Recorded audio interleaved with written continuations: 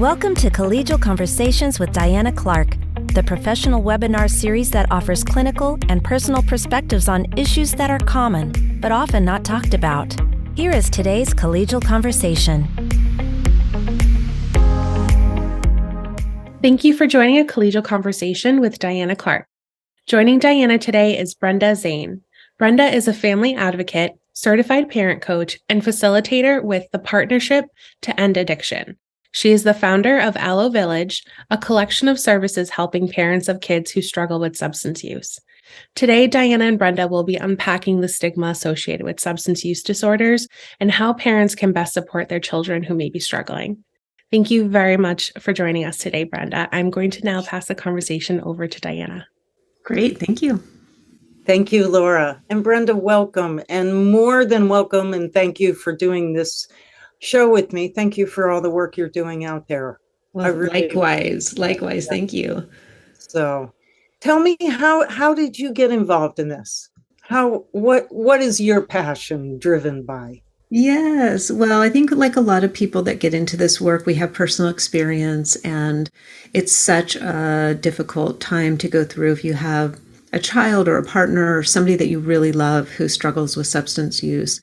It really changes your life, right? Like life was going along and then this happened and all of a sudden everything feels really different. And so that was my experience. My oldest son struggled for about 5 or 6 years when he was a teenager, starting at about age 14, kind of the typical age when kids start getting into these kinds of things. And it really led our family down a path that we had never seen or predicted in any way. And, you know, when we got through that, luckily, I was working in corporate America doing advertising, and that just didn't feel like it was going to really, accomplish what I wanted to accomplish with my career. You get into your 50s and you start realizing, oh, I should be doing something that really means a lot. And so that's when I decided to leave corporate America and take all that experience that I had and put it to use to helping other families try to navigate this craziness.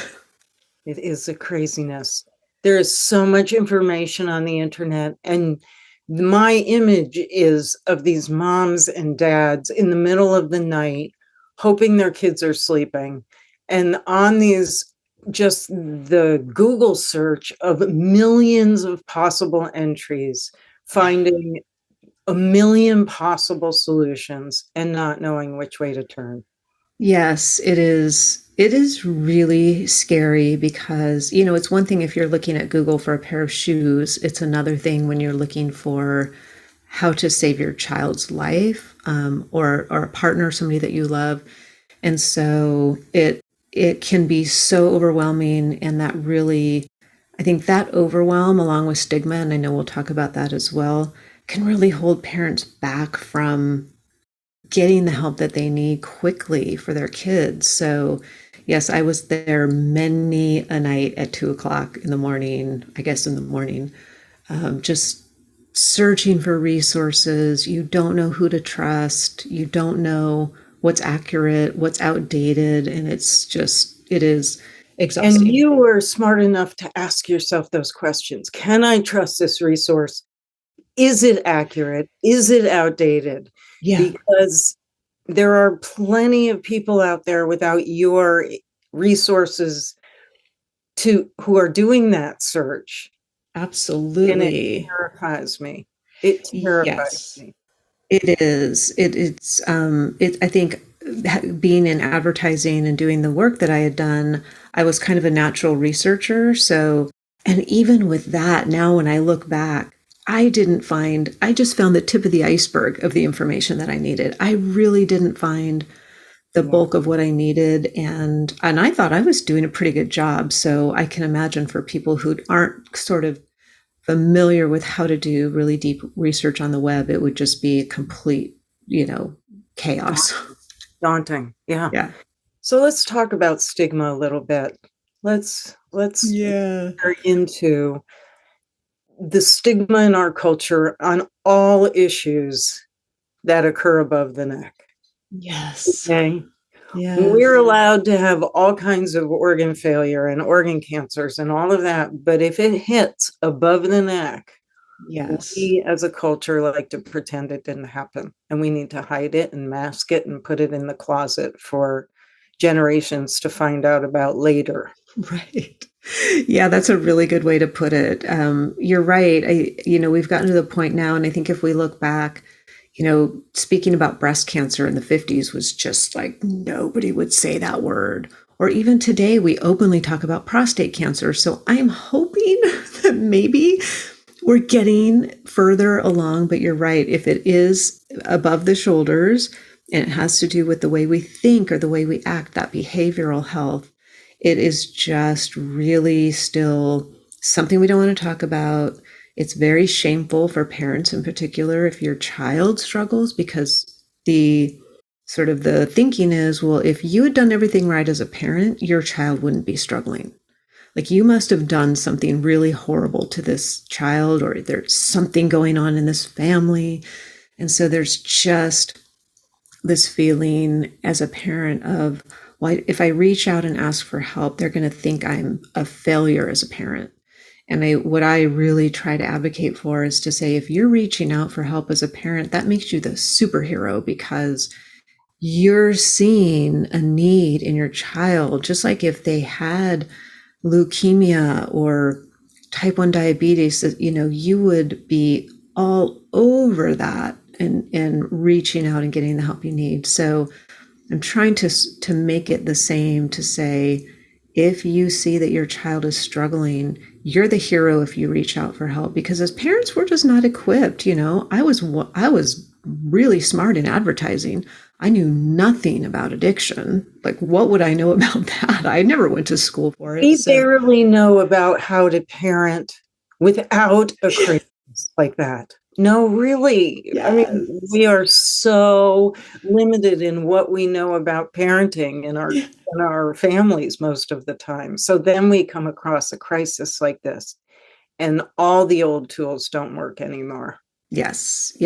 And that's where we got as a family. My ex-husband and I were going through this. And luckily we had a really good relationship, which, helped us tremendously. But we got to a point where we said, we are not going to be able to parent our way out of helping our son get out of this. He was very addicted also to a high-risk lifestyle. He loved the, risk-taking and drug dealing and all of the stuff that goes along with substance use very often. And we just realized this is above our pay grade as parents, right? This is not something we're going to be able to do on our own.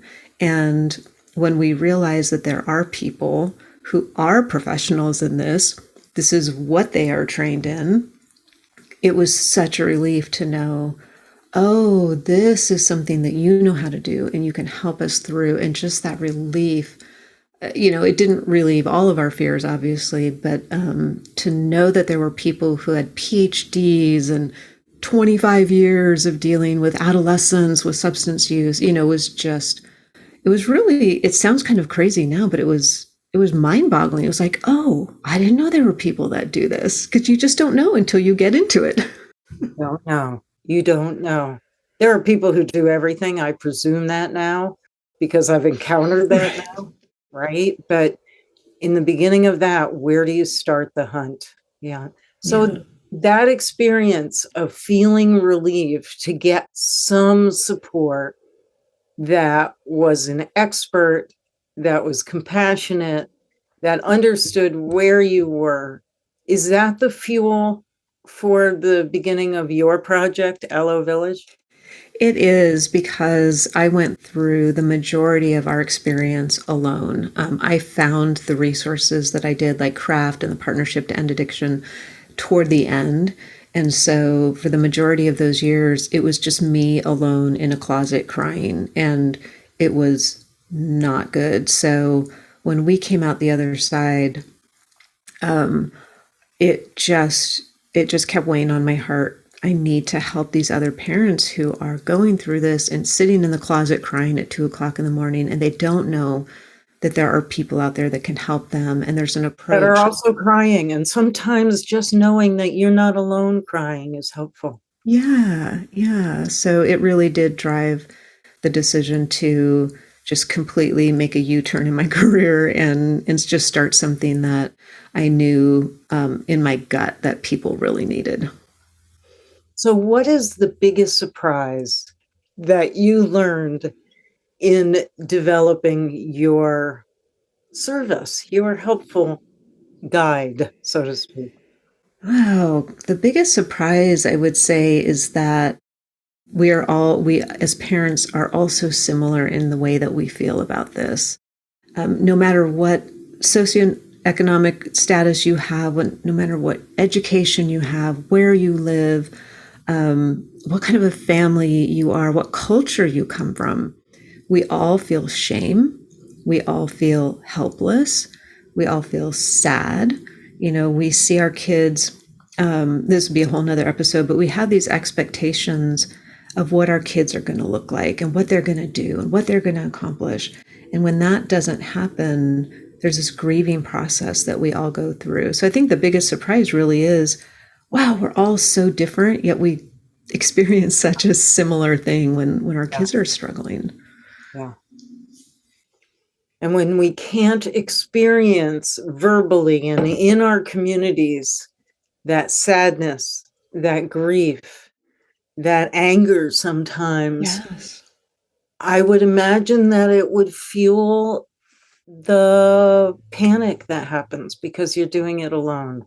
Yeah, the isolation. The isolation. Yeah. It's really damaging. And I recall so many days, in the grocery store, in the produce aisle, and there's my neighbor, and she's got a smile on her face. Everything's great. And I have a smile on my face. Everything's great. And at the same, years later, I found out she was going through the exact same thing as I was with her son. And we lived 2 blocks from each other, and we didn't even know it because we just put on these happy faces and we pretend like everything's okay. And that's just, I think what that does is it prevents parents from finding help. And with fentanyl today, you don't have time to wait. You just really don't. So there's just an urgency that I feel to get the message out to parents to say, don't let that stigma hold you back from reaching out and getting the resources that you need, because your child doesn't even have to be addicted to substances now to get the wrong pill from somebody off of Snapchat and they don't wake up in the morning. And that has happened to us in our communities, and it's just heartbreaking. So that's why I'm really, really passionate about trying to get that message out to as many people as I can. Get help, get it quick. Yeah. What other messages do you want to get out there today? I always like to tell people, first of all, it's not your fault. You didn't cause this to happen. I always get the message out, have Narcan in your house. I know it's a very tactical thing and it kind of sounds scary, but if your child was allergic to bees, you would have an EpiPen in the house. And this is the exact same thing. It reverses an overdose. So I always say that. And then just know that you can approach this with love and compassion and empathy. You don't have to, distance from your child, let them hit rock bottom, sever that relationship, and then wait for them to sort of get help and get fixed and then come back to you. There's a way that you can do this with a lot of love, and it can connection. Yes, and it can really speed up even and lift that rock bottom. Rock bottom has a lot of things associated with it, but we can lift that bottom up so that our kids don't have to go that far. And today, really, rock bottom is death. And so I always like to tell people that, because the message I got was, you have to distance, you have to cut that off. And I'm thinking, but my son is 16. How do I do that? Just a mother's love can't do that. But then also legally, how do I do that? He's 16 years old. So it can be confusing because you're getting a lot of mixed messages when you're parenting one of these, what I call very beautiful and complicated kids, because you see how amazing they are, but they've chosen a really challenging way to deal with their own personal challenges. Mm-hmm. Mm-hmm. I'm just breathing that in a little bit. It is talking to you, I'm really just hearkening back to a lot of the family workshops I would do at treatment programs, and the look on families' faces when they realized they weren't alone in that room, but also the lack of education they had previously gotten that this was going to be a quick fix. Right. Those two, the relief that they're not alone, and then the discouragement that this wasn't going away quickly. That the Yes. amount of pain that they'd already endured had felt like payment enough. Yes. That is Yeah. very true. Yet Yes. it was going to be a long journey anyway. Yeah. It's a marathon. And I always tell parents that think of this as you are starting out on a marathon. And if you are going to do that in the real sense of a marathon, you would have the best shoes, you would have a endurance coach, you would have a eating coach, you would have a whole team around you to get you to that finish line. And that's what we need as parents. We should not be just putting on our 20-year-old, Target sneakers and just hoping for the best. We need to really bring professionals around us that can help us, who've been through another marathon and said, oh, you want to avoid this, or, oh, this is the route to take. And that guidance can just make such a difference in your own health, and then also for your child or your partner, or whoever it is that you love that's struggling. What resources did you find helpful on your journey?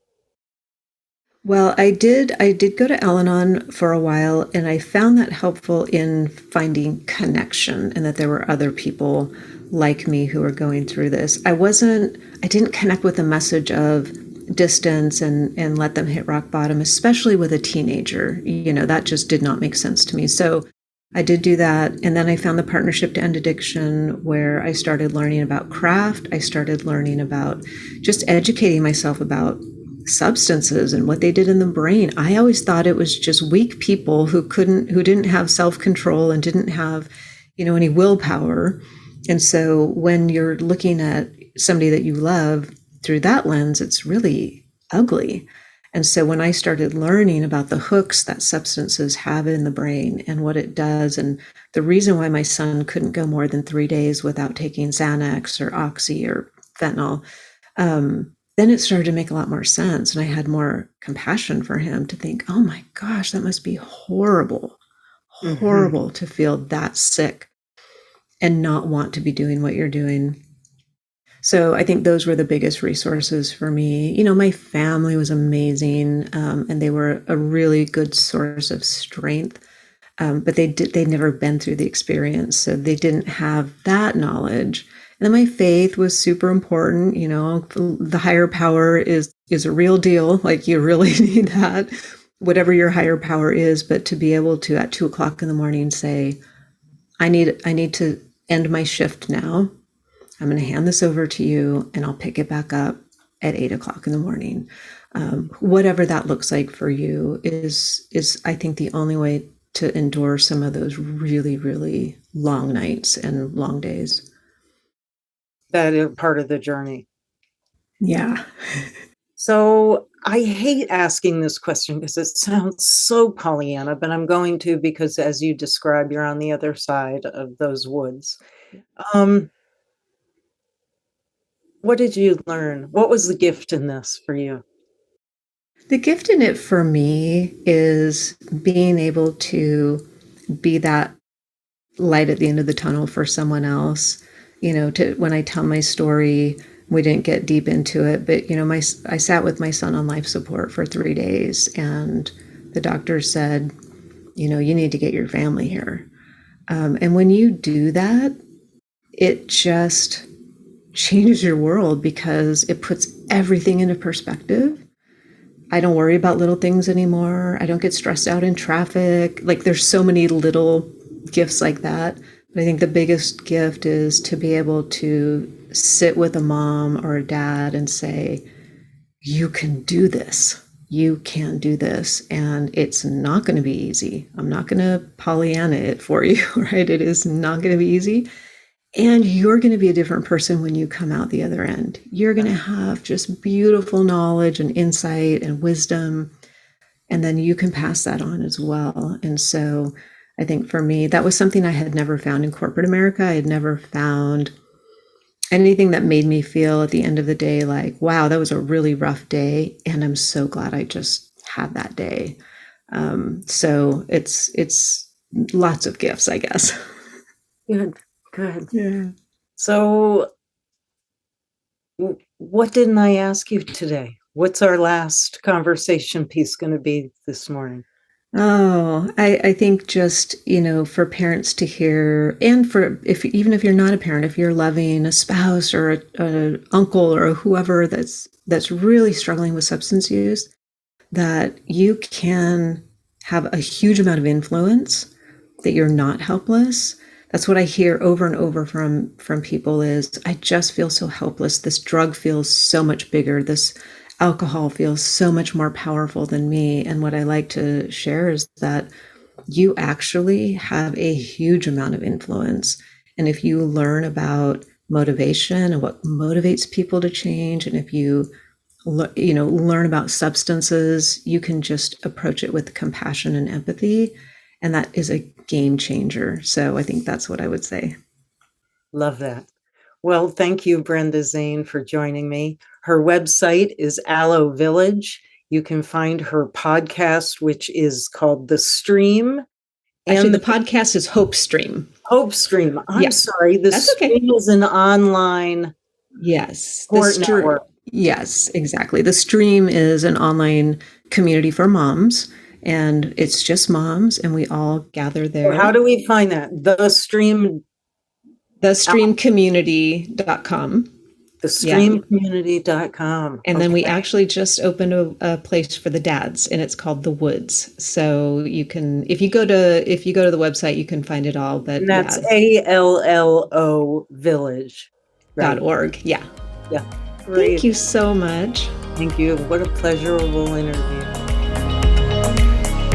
Thank you for joining this webinar. Tune in to more webinars and sign up for our newsletter at o'connorpg.com.